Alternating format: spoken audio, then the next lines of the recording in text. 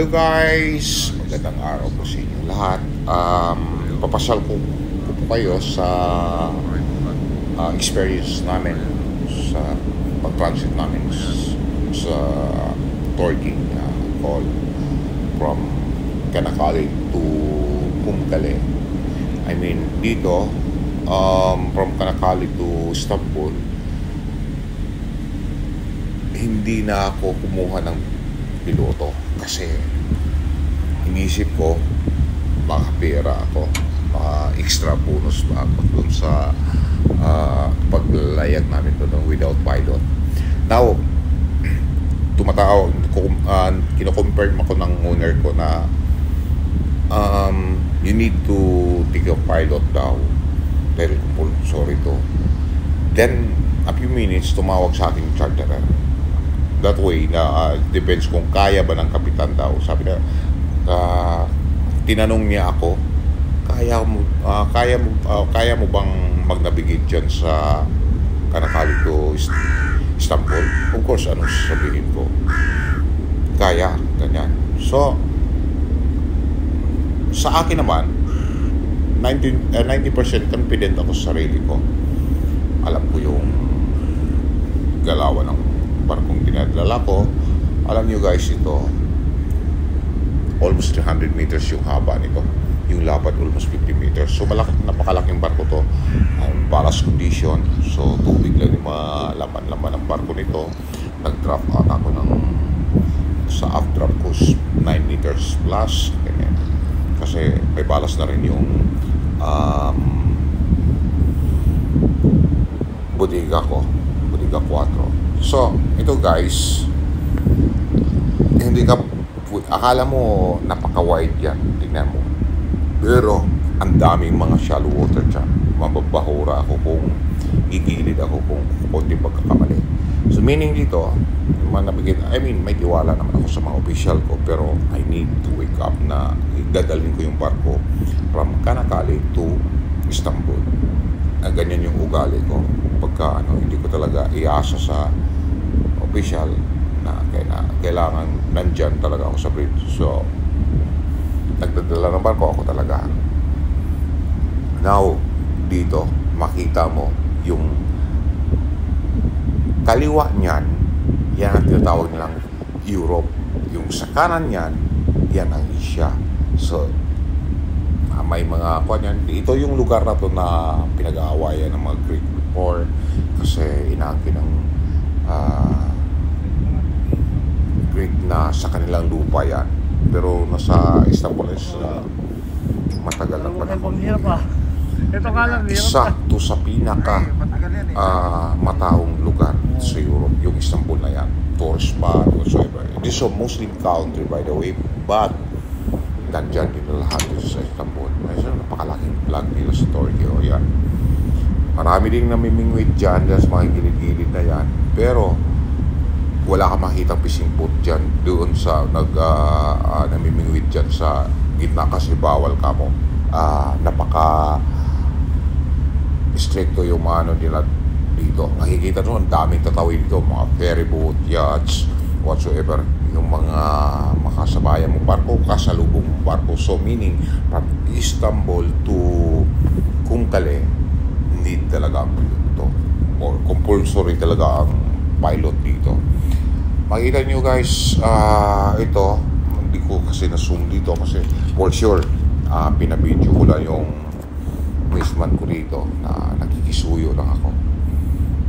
Pa-video itong buong na to. So naka-record to lahat, naka-video to lahat, yung lahat naming biyahe from Istanbul to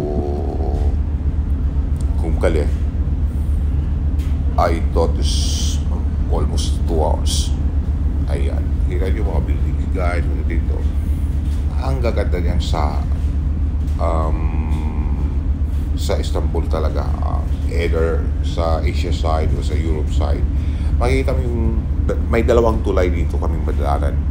May istorya dyan guys na naririnig ko. That's only yung heresy, no? Na yung Russian daw, kasi sa unahan dyan, after paglampas mo ng Kanakale. Diyan makita mo yung mga lugar dyan, mga place dyan. Bulgaria,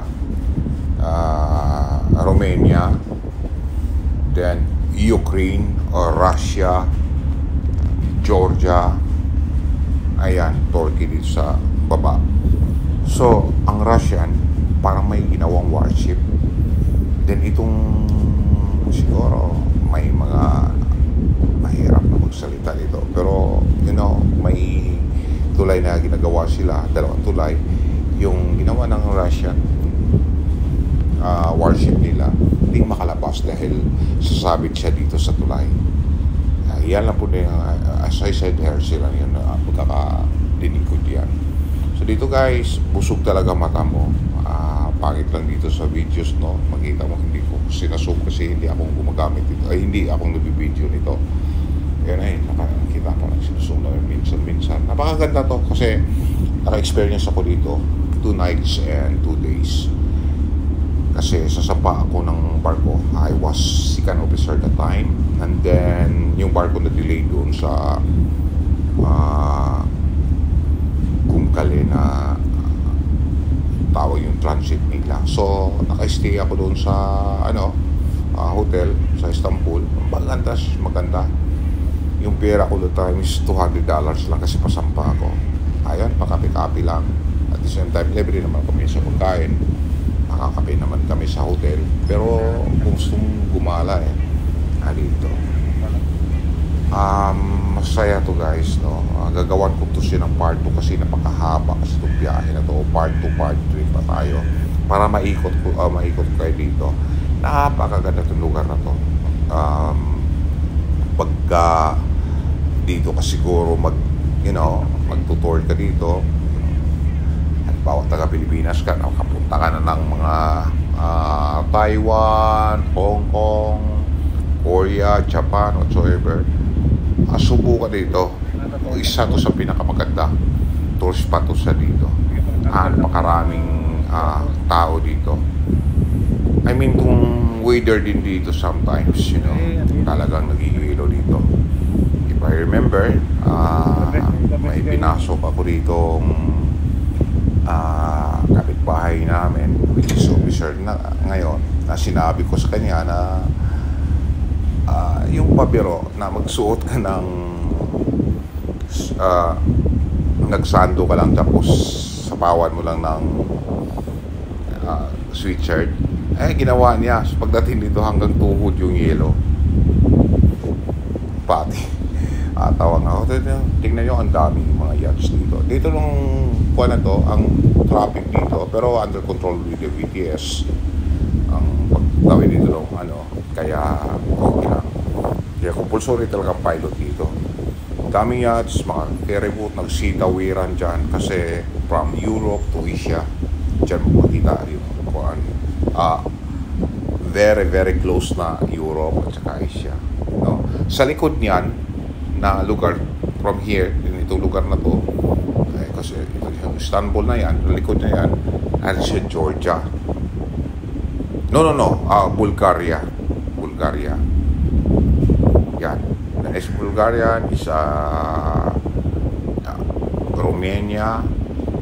Actually, sa Romania, sa likod niyan, mga Dua, mga ganyan. Pero hindi mo nakikita yung mga nasa seaside, Ukraine and then Russia, Georgia, then pababa. Yan, ang tinatawag na Black Sea. Diyan, pagba northbound kami galing ng Istanbul. So, itong tulay na to, itong tatawid kami, itong unang tulay na tatawiran namin. Tandaan na tatakbo dito kasi magpipick up ata kami ng pilot or may piloto na kami dito. So, tingin ko parang pipick up pa kami ng pilot dito. So, ako pag nabigay dito, tandahan nyo guys. Sabi ng piloto na dyan ako within 15 minutes and then ganyan. So, ayan, mag-slow down ka na kasi binibigyan din ka ng speed. How many, magtatanong ka ganyan, yung pilot ladder arrangement, which side, port or starboard, how many meters yung pilot ladder. Then, what is the boarding speed, ganyan. Nandun lahat yung mga information na talagang i-comply mo doon sa pilot na aakyat. Then check your all, ang mga pilot ladder mo kung wala bang matama. So anyway, medyo metikuloso ko dyan pagdating sa mga pilot ladder. Kailangan minsan wala pang 1 year, nagre-request na ko yan kung ano, kasi bawal yan i-splice. Napakaganda tong lugar na to, guys. Ang biyahe namin dito papuntang Ukraine, which doon ako naka-experience na hindi maganda for the first time in my life na nakakita ako ng nagputukan dyan sa mga gilid na dyan. Pero what can I do? Employer lang ako, contractual lang ako, tapos nangailangan akong pera para din sa aking pamilya. Ayun ito kahirap buhay marino. So pagdaan namin dito after Ukraine, naka-experience nga ako ng with 5 days mi doon. 5 days yung putukan kada gabi. Kalamitan tinitira ng mga army doon sa Ukraine, yung mga drone sa Russia. Then after this one, mag-start kami sa China. You know what? Dadaan pa kami ng Suez Canal, then the fucking Red Sea. Diyan naman mga pirata at saka yung higwaan ngayon ng Israel at saka Saudi ba yan. So medyo mahirap tong voyage na to. Ang pag-capsize, guys, kung makapaguhan kayo, mga estudyante pa kayo, pag sumakay kayo ng capsize, tandaan nyo yan, dirty cargo, halos yung mga kargada dito. Anyway, thank you for watching, guys. Goodbye.